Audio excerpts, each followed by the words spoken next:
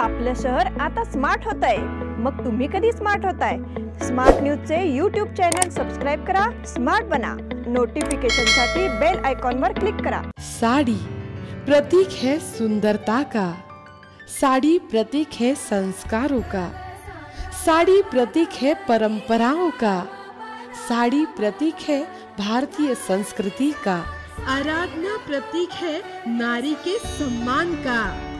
खूबसूरत साड़ियों का भव्य शोरूम, डिजाइनर बनारसी शालू, डिजाइनर सादिया, pure Italian, pure chiffon, supernet Paithani, Kanjivaram, designer print साड़ियाँ, साड़ी जो पहने हर नारी। Aradhana sarees and readymades, Maruti Galli, Belgaum. नमस्कार, मी अंकिता पवार। स्मार्ट न्यूजच्या आजच्या बुलेटिन मध्ये आपलं स्वागत। आजच्या ठळक घडामोडी। भाजपतर्फे शहरात सेवा अभियान, बेळगाव ग्रामीण मध्ये राबविण्यात येणार सेवा अभियान। राज्यात नेतृत्व बदलाच्या हालचाली पुन्हा गतिमान। देशातील कोरोना रुग्णांची संख्या 50 लाखाच्या पार। नंदगड जवळ घडले पुन्हा एकदा बिबट्याचे दर्शन। न्यायालय आवारातील पोस्ट कार्यालय पुन्हा सुरू करा। सार्वजनिक ठिकाणांना महनीय व्यक्तींची नावे देण्याची मागणी। बेळगाव मार्गे धावणार राज्यातील पहिली किसान रेल। थॉमस व उबेर चषक बॅडमिंटन स्पर्धा कोरोनामुळे लांबणीवर। जागतिक क्रिकेटला अजूनही धोनीची गरज, साबा करीम।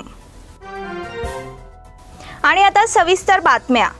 भारतीय जनता पक्षाच्या वतीने बेळगाव शहर आणि परिसरात दिनांक 14 सप्टेंबर ते 2 ऑक्टोबर या कालावधीत सेवा अभियान व्यापक स्वरूपात राबविण्यात येणार आहे। या निमित्त विविध उपक्रमांचे आयोजन करण्यात आले आहे, अशी माहिती पत्रकार परिषदेत देण्यात आली।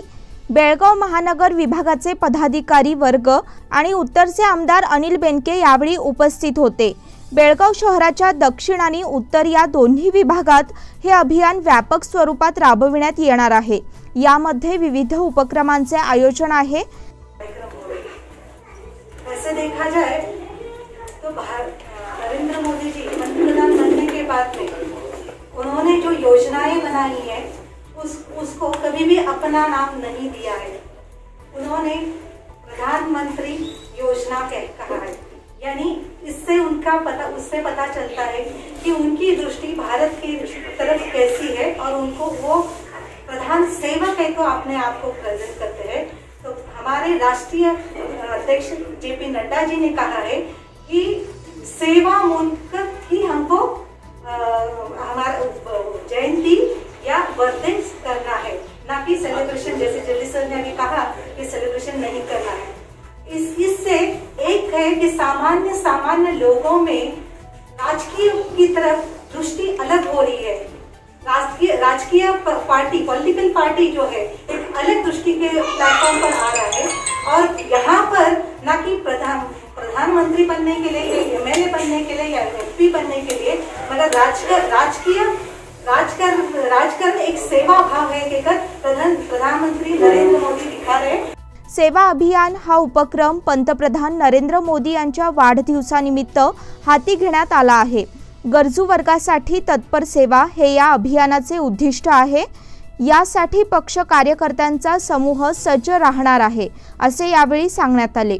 यावेळी ॲडव्होकेट MB जिर्ली, उज्ज्वला बडवान्नाचे, गिरीश धोंगडी आदींसह इतर पदाधिकारी उपस्थित होते। बेळगाव ग्रामीण मध्ये राबविणार सेवा अभियान। पंतप्रधान नरेंद्र मोदी यांच्या वाढदिवसानिमित्त भाजपच्या वतीने सेवा आयोजन करण्यात आले आहे। या निमित्ताने आठवडाभर विविध उपक्रमांचे आयोजन भाजपच्या वतीने करण्यात येणार आहे। या माध्यमातून सेवा हा मुख्य उद्देश असून यामधून नागरिकांना अधिकाधिक सुविधा उपलब्ध करून देण्यासाठी भाजपचे कार्यकर्ते सक्रिय योजना राबवणार आहेत, अशी माहिती माजी आमदार आणि बेळगाव ग्रामीण जिल्हाध्यक्ष संजय पाटील यांनी पत्रकार परिषदेत दिली। सेवा ही संघटना अशा प्रकारची कल्पना घेऊन भारतीय जनता पार्टीचे राष्ट्रीय अध्यक्ष जगत प्रकाश नड्डा यांच्या आदेशानुसार येणाऱ्या ह्या 14 सप्टेंबर पासून 2 ऑक्टोबर पर्यंत सेवा सप्ताह अशा प्रकारच्या कार्यक्रमाचं नियोजन भारतीय जनता पार्टी राष्ट्रीय स्तरावर कार्यक्रम हाती घेतले आहेत। आम्ही बेळगाव ग्रामीण जिल्ह्याच्या वतीनं सुद्धा या सेवा सप्ताहाच्या निमित्तानं 7 दिवस विविध कार्यक्रम आणि या 7 दिवसाचा मागचा भावार्थ तितकाच आहे। 14 सप्टेंबर ते 2 ऑक्टोबर ह्या कार्यक्रम निवडायचे कारण याच्या मागे हीच भूमिका आहे की 25 सप्टेंबरला दीनदयाल उपाध्याय यांची जयंती आहे, 2 ऑक्टोबरला महात्मा गांधीजींची जयंती आहे आणि येणाऱ्या 17 सप्टेंबरला आताचे आमचे जगत लोकप्रिय असलेले पंतप्रधान नरेंद्र मोदी यांचा जन्मदिवस आहे। दिनांक 14 सप्टेंबर पासून हे सेवा अभियान सुरू झाले आहे। तसेच दिनांक 2 ऑक्टोबर पर्यंत हे अभियान सुरू राहणार आहे। यामध्ये ग्रामीण भागात विशेष सहकार्याची व्यवस्था करण्यात येणार आहे असे त्यांनी सांगितले। सध्याच्या परिस्थितीत नागरिकांना आरोग्यविषयक सुविधा वेळेवर मिळण्याची आवश्यकता आहे। याची जाणीव ठेवून सेवा देण्याकरिता भाजपच्या विभागांनी हे कार्य हाती घेतले आहे। बेळगाव ग्रामीण विभागात आपण व्यापक कृती योजना राबवित आहोत अशी माहिती यावेळी देण्यात आली। राज्यात नेतृत्व बदलाच्या हालचाली पुन्हा गतिमान। कर्नाटक प्रदेश भाजपमधील काही आमदारांना मुख्यमंत्री येडियुरप्पांचे नेतृत्व मान्य नसून त्यांना खाली खेचण्यासाठी जोरदार प्रयत्न चालवले आहेत। आता एक मठाधीश त्यांना सहकार्य करत असून इतर मठाधीशांचे समर्थन मिळविण्याचा प्रयत्न ते करत असल्याची माहिती मिळाली आहे। तर आमदारांनी नेतृत्वाबद्दलचा संदेश श्रेष्ठींना पाठवल्याचे समजते। कोरोना, अतिवृष्टी, डीजे हल्ली, केजे हल्लीतील दंगल, ड्रग्स माफिया, मंत्रिमंडळ विस्तार, स्वकीयांचे असहकार्य अशा स्थितीत सध्या मुख्यमंत्री येडियुरप्पा आहेत। त्यातच मंत्रिमंडळ विस्ताराच्या बाबतीत पक्ष वरिष्ठांकडून त्यांना कोणताच प्रतिसाद मिळत नसल्याचे दिसून येत आहे। 21 सप्टेंबर पासून विधिमंडळ अधिवेशन सुरू होणार आहे। तोपर्यंत होणाऱ्या हालचालींकडे संपूर्ण राज्याचे लक्ष लागून आहे। पंतप्रधान नरेंद्र मोदी यांच्या वाढदिवसाचे औचित्य साधून मुख्यमंत्री BS येडियुरप्पा 17 सप्टेंबर रोजी दिल्लीला जाणार असल्याचे समजते। मात्र मंत्रिमंडळ विस्तार हाच त्यांच्या दिल्ली भेटीचा मुख्य विषय असणार आहे अशी चर्चा राजकीय वर्तुळात सुरू आहे। देशातील कोरोना रुग्ण संख्या 50 लाखाच्या पार। मंगळवारी देशभरात झालेल्या 90,123 रुग्णांच्या मोठ्या वाढीसह देशातील रुग्णसंख्येने 50 लाखाचा आकडा पार केला आहे। गेल्या काही दिवसांपासून कोरोना बाधितांचा आकडा मोठ्या प्रमाणात वाढत आहे। मागील 24 तासात देशात 90,123 नवे कोरोनाग्रस्त आढळून आले असून 1,290 रुग्णांचा मृत्यू झाला आहे। या नव्या वाढीमुळे भारतातील कोरोना बाधितांचा आकडा 50 लाखांच्या पार गेला आहे। 50,20,360 इतक्या कोरोना बाधित रुग्णांची देशात आतापर्यंत नोंद झाली आहे। नंदगड जवळ घडले पुन्हा एकदा बिबट्याचे दर्शन। खानापूर तालुक्यातील नंदगड नागरगाडी मार्गावर दिवसाढवळ्या प्रवाशांना बिबट्याचे दर्शन झाले आहे। नागरगाडीजवळ बिबट्या दिवसाढवळ्या रस्त्याच्या कडेने मुक्त संचार करताना वाहन चालकांच्या नजरेस पडला। कारमधून जाणाऱ्या प्रवाशांनी मोबाईलमध्ये रस्त्यावर आलेल्या बिबट्याचे चालणे कैद केले। एका वाहन चालकाने या बिबट्याचे मोबाईलवरून चित्रीकरण केले असून ते व्हायरल झाले आहे। गेल्या 2 दिवसांपासून हा व्हिडिओ सोशल मीडियावर अनेकांकडून फॉरवर्ड केला जात असून रहदारी व नागरिकांची वर्दळ असलेल्या रस्त्यावर बिबट्या दिसून आल्याने भीतीयुक्त कुतूहल व्यक्त करण्यात येत आहे। न्यायालय आवारातील पोस्ट कार्यालय पुन्हा सुरू करा। जिल्हाधिकारी कार्यालय आणि न्यायालय परिसरात पूर्वी असणारे पोस्टल कार्यालय काही कारणांमुळे हटविण्यात आले आहे। मात्र मागील कित्येक महिन्यांपासून येथे पोस्ट कार्यालयाची सुविधा उपलब्ध नाही। त्यामुळे सरकारी काम आणि वकिलांना न्यायालयीन कामकाजासाठी गैरसोय होत आहे। याची गंभीर दखल घेऊन या ठिकाणी पोस्ट कार्यालय पुन्हा एकदा स्थापन करावे अशी मागणी वकिलांच्या वतीने करण्यात आली आहे। कोणत्याही कारणास्तव गेल्या 5 वर्षापूर्वी हे भडकल गल्लीमध्ये शिफ्ट केले। त्यामुळे सर्व वकिलांना, सरकारी कर्मचाऱ्यांना, कोर्ट कर्मचाऱ्यांना फार मोठा त्रास सहन करावा लागत आहे की भडकल गल्लीला जाऊन काही पोस्ट करायचं। आज बेळगावमध्ये 2 ते 2.5 हजार वकील प्रॅक्टिस करतात। कायदेशीर कोर्टाच्या नोटीस, लीगल नोटीस आणि इतर जे प्रोसेस वगैरे असते ते RPD द्यावं लागते। सदर वकिलांना, पक्षकारांना आणि कोर्ट आणि सरकारी कर्मचाऱ्यांना भडकल गल्लीत जाऊन येण्यासाठी जवळजवळ 1.5-2 किलोमीटरचा त्रास सहन करावा लागत आहे.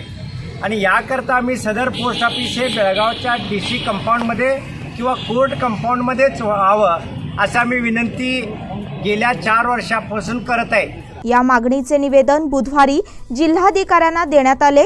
यावेळी advocate Annasaheb Ghorpade, advocate BS Hiremath, Suresh Edli, LK Gurav, MK Kamble, UJ Talwar आदी उपस्थित होते. सार्वजनिक ठिकाणांना महनीय व्यक्तींची नावे देण्याची मागणी. बेळगावातील विविध सार्वजनिक ठिकाणांना राज्याच्या थोर व्यक्तींची नावे देण्यात यावी अशी मागणी कन्नड संघटनांच्या कृती समितीच्या वतीने करण्यात आली आहे. यामध्ये बेळगाव विमानतळाला कित्तूर राणी चन्नम्मा यांचे नाव देण्यात यावे, रेल्वे स्थानकाला बेळवडी मल्लम्मा यांचे नाव देण्यात यावे, त्याचप्रमाणे बस स्थानकाला संगोळी रायण्णा यांचे नाव देण्यात यावे आणि किल्ला तलावाच्या मध्यभागी असणाऱ्या ठिकाणी महर्षी वाल्मिकी यांचा पुतळा बसवावा. त्याचप्रमाणे शहरातील प्रमुख चौकाला सिंदूर लक्ष्मण यांचे नाव द्यावे अशी मागणी यावेळी करण्यात आली. यावेळी संघटनांचे पदाधिकारी उपस्थित होते. बेळगाव मार्गे धावणार राज्यातील पहिली किसान रेल.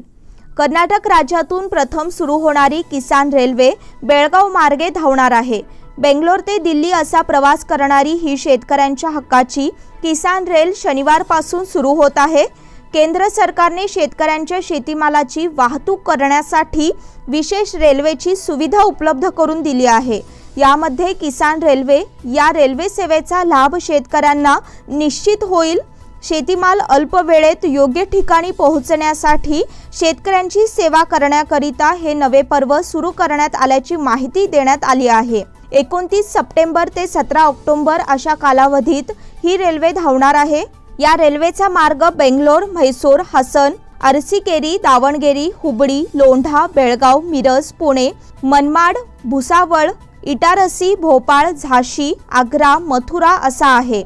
मागील सप्ताहात देशातील पहिल्या अनंतपूर ते दिल्ली या किसान रेल्वेचा कार्यारंभ केंद्रीय रेल्वे राज्यमंत्री सुरेश अंगडी यांच्या हस्ते करण्यात आला होता. आता कर्नाटक राज्यातील पहिली किसान रेल्वे बेंगलोर ते नवी दिल्ली या मार्गावर धावणार आहे. ही रेल्वे बेळगाव मार्गे जाणार असल्यामुळे याला विशेष महत्त्व प्राप्त झाले आहे. या बुलेटिनमधील पुढील बातम्या छोट्याशा विश्रांतीनंतर. जैसे म्यूजियम में हर पीस अनोखा, वैसे आदर्शा में हर साड़ी अनोखी। आदर्शा में साड़ियाँ एकदम यूनिक, जैसे है एंटीक पीस, कॉपी नहीं कर सकते। मास्टरपीस बनाने के लिए बहुत दिन लगते हैं। आदर्शा में हर एक साड़ी है ऐसा ही मास्टरपीस, सिर्फ आपके लिए। Adarsha sarees and readymades, designer साड़ियों की एक्सक्लूसिव रेंज, सिल्क साड़ियों की अनोखी वैरायटी, बनारसी शालू, Italian, pure chiffon, supernet Paithani, Kanchivaram, Dharmavaram, Kanchi silk, designer printed साड़ियों के लिए और शादी के लिए अनोखी variety. Adarsha sarees and readymades, Ramdev Galli, Belgaum. Each saree is different. Each saree is unique. Each saree is masterpiece. विश्रांतीनंतर पुन्हा एकदा आपलं स्वागत. घटप्रभा येथे निर्माण करण्यात आलेल्या काँग्रेस सेवा दलाच्या राष्ट्रस्तरीय प्रशिक्षण केंद्राचे लोकार्पण गांधी जयंती दिवशी म्हणजेच 2 ऑक्टोबरला करण्यात येईल अशी माहिती KPCC कार्याध्यक्ष सतीश जारकिहोळी यांनी दिली आहे. या केंद्राच्या कार्यारंभ विषयक पूर्वतयारीची बैठक, सेवादल सदस्यत्व अभियान आणि नवीन पदाधिकाऱ्यांची नियुक्ती करण्याचा कार्यक्रम मंगळवारी पार पडला. यावेळी सेवादलाच्या नूतन पदाधिकाऱ्यांना KPCC कार्याध्यक्ष सतीश जारकिहोळी यांनी प्रमाणपत्र वितरित केले. यावेळी काँग्रेस ग्रामीण जिल्हाध्यक्ष विनय नावलगट्टी, काँग्रेस राज्य महिला सेवादलाच्या राज्याध्यक्षा कल्पना जोशी, जिल्हाध्यक्ष अन्नपूर्णा असुरकर, जयश्री माळगी आणि इतर मान्यवर उपस्थित होते. मंगळवारी 486 जणांना डिस्चार्ज, 249 नवे कोरोना रुग्ण. बेळगाव जिल्ह्यात मंगळवारी 249 नवे कोरोना रुग्ण आढळून आले आहेत, तर 486 जणांना डिस्चार्ज देण्यात आला आहे. जिल्ह्याची रुग्णसंख्या आता 16,785 इतकी झाली आहे.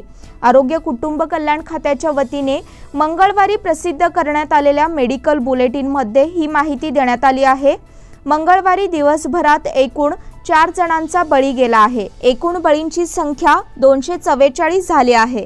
आतापर्यंत डिस्चार्ज देण्यात आलेल्या रुग्णांची संख्या 14,090 इतकी झाली आहे. जायंट्समेनच्या वतीने ऑनलाईन भाषण, चित्रकला आणि निबंध स्पर्धा. दरवर्षीप्रमाणे जायंट्स सप्ताहानिमित्त भाषण, चित्रकला आणि निबंध स्पर्धेचे आयोजन करण्यात आले असून यावर्षी कोरोनाच्या प्रादुर्भावामुळे या स्पर्धा ऑनलाईन स्वरूपात घेण्यात येणार आहेत. भाषण स्पर्धेत भाग घेऊ इच्छिणाऱ्या स्पर्धकांनी 5 ते 7 मिनिटांपर्यंतचा व्हिडिओ काढून 9449624451 किंवा 7019960904 या व्हॉट्सॲप नंबरवर पाठवायचे आहेत. निबंध आपल्याला घरी लिहून तसेच चित्रसुद्धा आपल्याला घरी काढून खालील ठिकाणी आणून द्यावीत. Fashion corner Mangalwar Peth Tilakwadi, Nandini milk parlour Kelkar बाग बेळगाव, ज्योतिर्लिंग सिल्व्हर आभूषण रॉयल कोल्ड्रिंक समोर खडेबाजार शहापूर किंवा पोस्टने खालील पत्त्यावर पाठवावीत. मोहन कारेकर 1218 रामलिंगखिंड गल्ली बेळगाव असे जायंट्समेनतर्फे कळविण्यात आले आहे. खड्डेमय रस्त्यांच्या निषेधार्थ रामनगर व्यापारी संघटनेतर्फे 21 रोजी रास्ता रोको. तिनई घाट अनमोड मार्गावर अर्धवट व खराब रस्त्यामुळे सतत या मार्गावर अवजड वाहने कलंडत असल्याने वाहनांचे नुकसान होत आहे. याचा निषेध नोंदविण्यासाठी सोमवार दिनांक 21 सप्टेंबर रोजी रामनगर व्यापारी संघटना तसेच या भागातील विविध संघटना तसेच नागरिकांकडून रामनगर मुख्य सर्कलमध्ये रास्ता रोको करणार आहे. या रास्ता रोकोला तिनई घाट, लोंढा, अनमोड, रामनगर अशा अनेक भागातून नागरिक उपस्थित राहणार असल्याचे सांगण्यात आले. जनसेवा कोविड सेंटरला ऑक्सिजन सिलेंडरची भेट. कैलासवासी रावसाहेब गोगटे यांच्या वाढदिवसाच्या स्मरणार्थ गोगटे परिवारातील सदस्यांनी बुधवारी शहरातील जनकल्याण ट्रस्ट संचलित जनसेवा कोविड सेंटरला 4 ऑक्सिजन सिलेंडर दान केले. या कार्यक्रमात बोलताना जनकल्याण ट्रस्टचे सदस्य परमेश्वर हेगडे यांनी रावसाहेब गोगटे यांच्या स्मृतींना उजाळा दिला. अशोक शिंत्रे यांनी जनसेवा केंद्राची माहिती दिली. कोरोना बाधित लोकांच्या उपचारांसाठी जनसेवा कोविड केंद्र स्थापित केले गेले आहे. आतापर्यंत 60 रुग्णांची नावे नोंदणी झाली आहे आणि 45हून अधिक बरे झाले आहेत अशी माहिती यावेळी देण्यात आली. त्यानंतर शिरीष गोगटे यांनी विचार मांडले. थॉमस व उबेर चषक बॅडमिंटन स्पर्धा कोरोनामुळे लांबणीवर. कोरोना साथीमुळे मातबर संघांनी माघार घेतल्यामुळे 3 ऑक्टोबरपासून ठेवण्यात येणारी थॉमस आणि उबेर चषक बॅडमिंटन स्पर्धा पुढील वर्षापर्यंत लांबणीवर टाकण्याचा निर्णय जागतिक बॅडमिंटन महासंघाने घेतला आहे. कोरोनाची साथ जगभरात नियंत्रणात येत नसल्यामुळे मार्च नंतर एकही आंतरराष्ट्रीय बॅडमिंटन स्पर्धा झाली नाही. त्यामुळे थॉमस आणि उबेर चषक या स्पर्धेने आंतरराष्ट्रीय बॅडमिंटन पुन्हा सुरू होणार होते. या स्पर्धेसाठी नुकतीच भारतीय संघाची निवड घोषित करण्यात आली होती. मात्र इंडोनेशिया आणि दक्षिण कोरिया या बलाढ्य संघांनी कोरोना विषाणूचा संसर्गाच्या भीतीमुळे माघार घेतल्यानंतर थायलंड, ऑस्ट्रेलिया, चायनीज तायपेई आणि अल्जेरिया या देशांनीही स्पर्धेत न खेळण्याचा निर्णय घेतला. जागतिक क्रिकेटला अजूनही धोनीची गरज, साबा करीम. आंतरराष्ट्रीय क्रिकेटमध्ये भारतीय संघाची वेगळी ओळख निर्माण करून देणारा भारताचा माजी कर्णधार महेंद्रसिंग धोनी याने 15 ऑगस्टला आंतरराष्ट्रीय क्रिकेटमधून निवृत्ती स्वीकारली. आपल्या इंस्टाग्राम अकाउंटवरून एक व्हिडिओ पोस्ट करत आपण निवृत्त होत असल्याचे जाहीर केले. मान्यवरांनी त्याला निवृत्तीचा निर्णय मागे घेण्याची विनंती केली. याच दरम्यान भारताचा माजी यष्टिरक्षक साबा करीम यांनी आपले मत व्यक्त केले. तसेच जागतिक क्रिकेटला अजूनही धोनीची गरज असल्याचे मत मांडले आहे. सध्या जागतिक क्रिकेटला धोनीसारख्या एका आदर्श अशा क्रिकेटपटूची गरज आहे. धोनीने IPLच्या यशात त्याने महत्त्वाची भूमिका बजावली आहे. क्रिकेटच्या सर्वात छोट्या फॉर्मॅटमध्ये कसा खेळ करावा हे त्याने मैदानावरील शांत वर्तवणुकीतून दाखवून दिले। त्यामुळे भारताला T20 क्रिकेट झटपट परिचयाचे झाले, असे साबा करीम म्हणाला।